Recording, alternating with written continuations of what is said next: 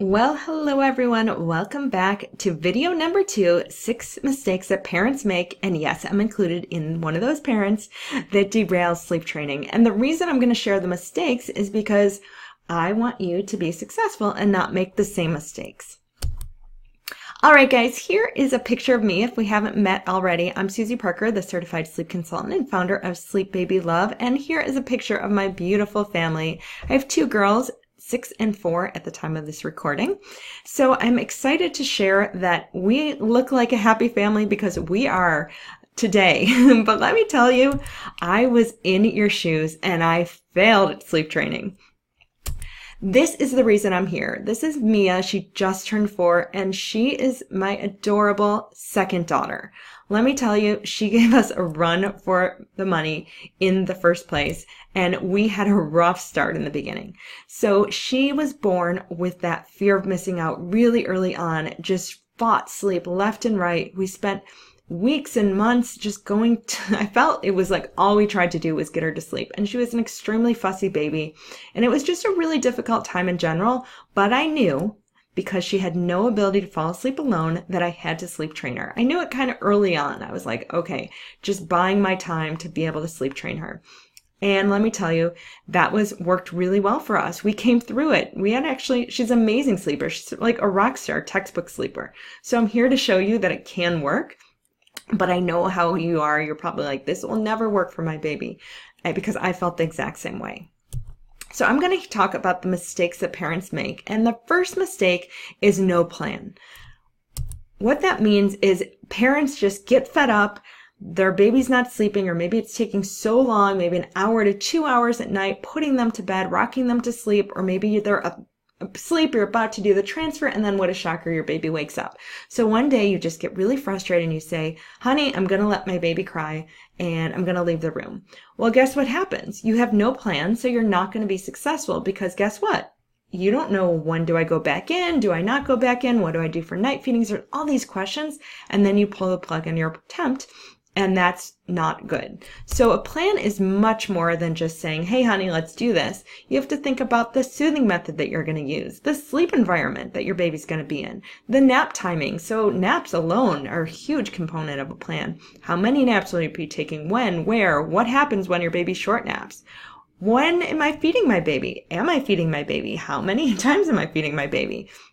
And then what happens if my baby wakes up early? So there are so many questions, and even more, that you need to think of before you even attempt to start sleep training. You really need a good plan.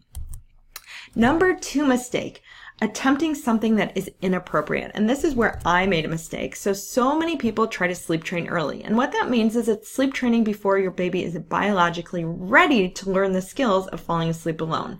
So I read online, okay, you can sleep train your baby at 3 months. And I was just so beyond myself and said, okay, someone said we can start at 3 months. So I attempted at 3 months. And guess what? It didn't work, because what I did is I set up a plan. I did have a night plan. We were going to work on nights alone. And we were going to go and give her my baby checks. But after an hour of giving the checks, and my baby was not calm at all, she was just hysterical, I said, oh my God, this is too early. This is too early. And I had all these doubts in the back of my mind. So guess what? I pulled the plug. So what was the point of that attempt? There was no point of that attempt except for me to tell you that I made the same mistake as many parents out there make. But what I want to make sure is that you make sure that you're not sleep training your baby too early. And for me, it's anytime after 4 months. I know that there's pediatricians that recommend waiting after 6 months, and I'm not going to complain at all, but it worked for me after 4 months. So it's really up to you on the timing. But I want to make sure that you don't do anything too inappropriate, the same mistake I did. All right, number 3 mistake, having unrealistic expectation. And what that means is that I've seen it a lot. People are like, wait, I just expected sleep training would be a couple bad nights and then things would be perfect. Well, they get really discouraged because it might not be that quick.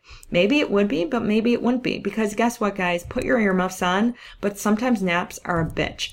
And when I say they're a bitch, you have to work on them for a long period of time.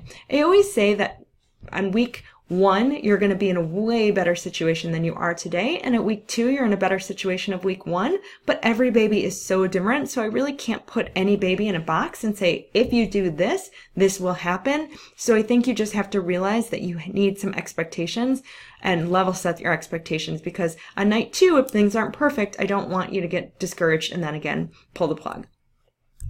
Mistake number 5, your partner not being on the same page. So many times I hear, oh, no, my husband doesn't need to be involved in the conversation. He's not going to be doing it. But I do think that both of you need to at least have the conversation up front. What are you comfortable with? What are you not comfortable with? And talk through it.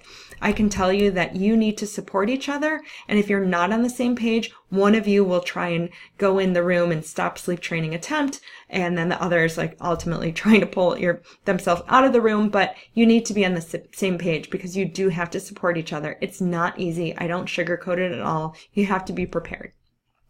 And then, of course, number 6 mistake is caving. And it just means stopping your attempt, saying, okay, I'm not comfortable with this, going into your baby. Because ultimately, like with me, it doesn't solve anything. You're back at square one and you're in the same situation. And then you want to either maybe take a break or reattempt, but your baby needs probably that space. So I'm here to tell you that once you start your plan, you have to follow through. And I say that because it really is, you need to hold yourself accountable to that. One of my clients actually said something really important, and she said, you know what, it was really helpful hearing it from somebody outside our family, or maybe somebody that's a professional. So I'm just going to say to you in the same, that it's hopefully putting up that much weight.